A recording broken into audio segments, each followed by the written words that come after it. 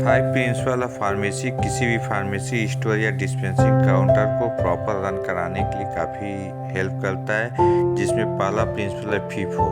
FIFO means first in first out. इसका मतलब है कि जो भी दवाइयाँ पहले आती है पहले उनको ख़त्म करना है, फिर उसके बाद जो आती हैं उनको करना, मतलब एक प्रॉपर सीक्वेंस में उसे हमें खारिज करना है या उसे एक्सपेंस करना है या उसको डिस्पेंस करना है। सेकेंड है लीफो।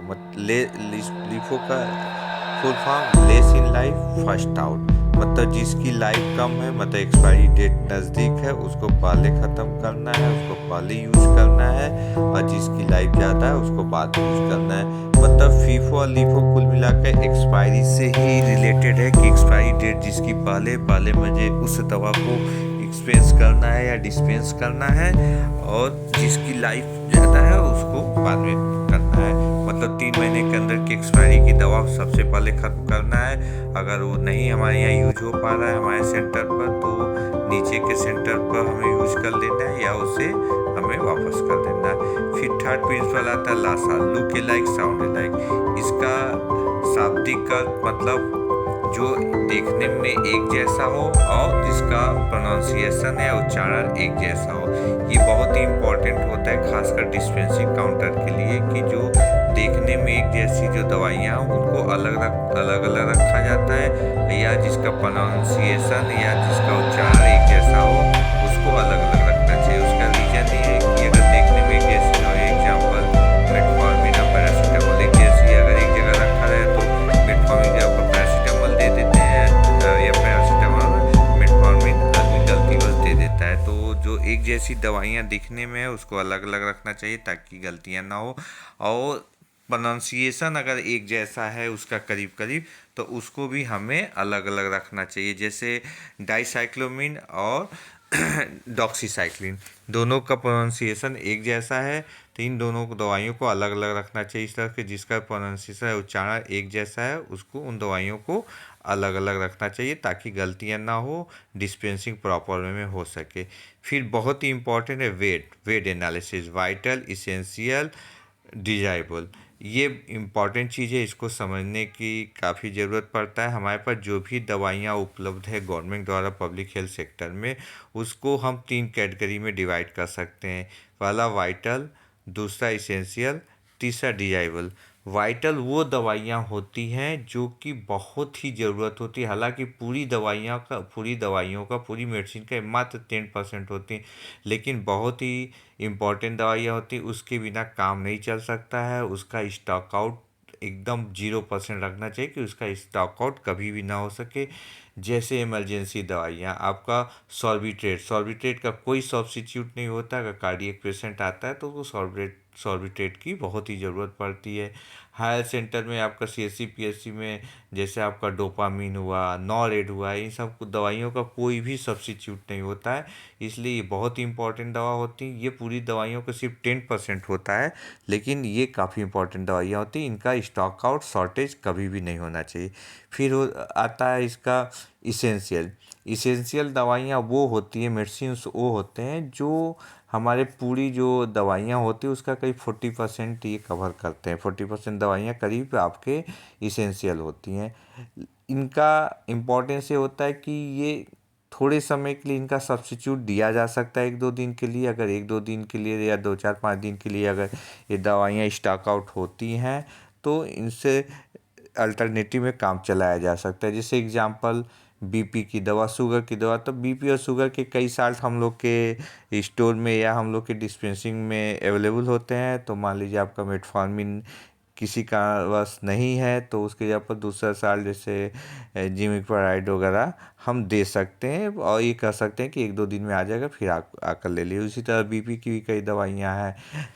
कुछ एंटीबायोटिक्स हैं जिसके सब्स्टिट्यूट होते हैं कि हाँ वो एंटीबायोटिक एकदम स्पेसिफिक एंटीबायोटिक नहीं है तो उसके सब्स्टिट्यूट हम दे सकते हैं, और ये कह सकते हैं कि 1-2 दिन में दवा आ जाएगी, आप ले लीजिए। तो इस तरह से हम डिजाइबल दवाइयाँ होती हैं जिसका 1-2 दिन 4 दिन स्टॉक आउट हम अगर हो भी जाता है तो उसको हम मैनेज कर लेते हैं, उससे कोई प्रॉब्लम नहीं होती है। फिर लास्ट आता है डिजाइबल कैटेगरी में ऐसे दवाइयाँ आती हैं जिसका स्टॉक आउट लंबे समय तक भी हम कंपनसेट कर सकते हैं, मेंटेन कर सकते हैं, जिसका अगर 2-4 10 दिन 15 दिन अगर ये दवा नहीं है तो उसके सब्स्टिट्यूट से हम काम चला सकते हैं। ऐसी दवाएं डिजाइबल होती हैं, ये करीब टोटल मेडिसिन की 50% होती हैं। जैसे एग्जांपल दर्द की दवा, अगर दर्द में हम डिक्लोफेनेक दे रहे हैं, अगर डिक्लोफेनेक नहीं है तो पैरासीटामोल से भी काम चला सकते हैं। आपके विटामिन की दवाइयाँ, कैल्शियम की दवाइयाँ अगर 2-4 दिन नहीं भी रहता है तो उसका सब्स्टिट्यूट रहता है, उसको हम देकर कह सकते हैं कि हाँ 2-4-5 दिन बाद ये दवा आ सकती है। जैसे गैस की दवाइयाँ, गैस्ट्राइटिस की दवाइयाँ, ठीक है, रेनिटिडीन नहीं, अगर पैरासीटामोल है या आपका डाइजीन है तो उससे भी हम काम चला लेते हैं, कह देते हैं कि आप 2-4-5 दिन बाद आकर आप इसका सब्स्टिट्यूट दवा उपलब्ध हो जाएगा, मेन दवा उपलब्ध हो जाएगा तो आप ले सकते हैं। तो इस तरह से वेट की हम कैटेगरी करते हैं, काफ़ी इंपॉर्टेंट है हमारे पूरी मेडिसिन को वेट एनालिसिस के अंतर्गत हमें अपना कैटेगराइज कर लेना चाहिए। फिर से मैं रिपीट कर देता हूँ, वाइटल वो दवाइयाँ होती हैं जो काफ़ी ज़रूरी होती है, उसका कोई सब्स्टिट्यूट नहीं तो होता है, इसका स्टॉक आउट नहीं होना चाहिए। दूसरा आपका इसेंशियल दवाइयाँ वो होती जो 1-2 दिन स्टॉक आउट से काम चल जाएगा, उसका सब्स्टिट्यूट 1-2 दिन हम दे सकते हैं, जैसे बीपी शुगर की दवाइयाँ। फिर थर्ड आता है डिजाइबल, जो कि अपना 50% कवर करता है पूरी दवाइयों का, इसका सब्स्टिट्यूट 2-4-10 दिन चल जाता है, जैसे कैल्शियम की दवा, विटामिन की दवा, तो इससे काम चल जाता है। फिर लास्ट प्रिंसिपल है आपका gap, general accounting principle of pharmacy. ये आपका इन्वेंट्री मैनेजमेंट है, जो भी हम दवाइयाँ लाते हैं, इंडेंट करते हैं, उसका स्टॉक मेंटेन करते हैं, फिर स्टॉक आउट करते हैं, फिर बैलेंस निकालते हैं, फिजिकल वेरिफिकेशन करते हैं, तो ये general accounting principle of pharmacy होता है। तो इस तरह से हम 5 प्रिंसिपल ऑफ फार्मेसी से अपने स्टोर को, अपने डिस्पेंसिंग काउंटर को प्रॉपर वे में रन करा सकते हैं। मैं एक बार फिर से रिपीट कर देता हूँ। पहला है आपका FIFO, first in first out. दूसरा है LIFO, less in life, first out. दोनों का एक ही मतलब होता है कि जिसकी एक्सपायरी पहले है उसको पहले ख़त्म कर दें। जैसे पैरासीटामोल की आपका 2 लाट की दवाइयाँ हैं, तो जो जिस लाट की दवा पहले एक्सपायरी पहले उसको ख़त्म करना है फिर। और हमें पब्लिक हेल्थ सेक्टर में ये भी है कि हमें 3 महीने के अंदर अगर एक्सपायरी है तो उसको जल्दी या तो यूज़ कर लेना है या तो हमें एजेंसी को रिटर्न कर देना है। फिर तीसरा आता है LASA, look alike, sound alike. मतलब लुक एलाइक और साउंड एलाइक जो दवाइयाँ हैं जो देखने में एक जैसी हैं उसको अलग अलग रखना है, ताकि गलतीवश दवा दूसरी न दिया सके। साउंड एलाइक जो प्रोनाउंसिएशन, उच्चारण एक जैसा, उसको भी हमें अलग अलग रखना है, ताकि सेपरेटली रखना है, ताकि उसको गलतीवश दवा गलत न दिया जा सके। फिर VED analysis, vital, essential, desirable. Vital वो दवाइयाँ होती हैं जो बहुत ही निहायत ज़रूरी रहता है, उसका कोई सब्स्टिट्यूट नहीं था, इसका स्टॉक आउट नहीं होना चाहिए। फिर फिर आपकी इसेंशियल दवाइयाँ वो होती है जो 1-2 दिन स्टॉक आउट हो तो उस काम चल सकता है, उसकी जगह दूसरा सब्स्टिट्यूट, दूसरे साल्ट की दवाइयाँ दी जा सकती है। और डिजाइबल वो दवाइयाँ होती जो क्या नाम है, जिसका स्टॉक आउट कुछ दिन तक भी चल सकता है, जैसे वाइटल और जैसे विटामिन और कैल्शियम की दवाइयाँ। तो फिर आपका gap, general accounting principle of pharmacy, जो कि टोटल इन्वेंट्री मैनेजमेंट है, इंडियन से लेकर और उसका एक्सपेंस तक, डिस्पेंस तक वो उसकी जो हम अकाउंटिंग करते हैं वो गाप में आता है। Thank you for watching me.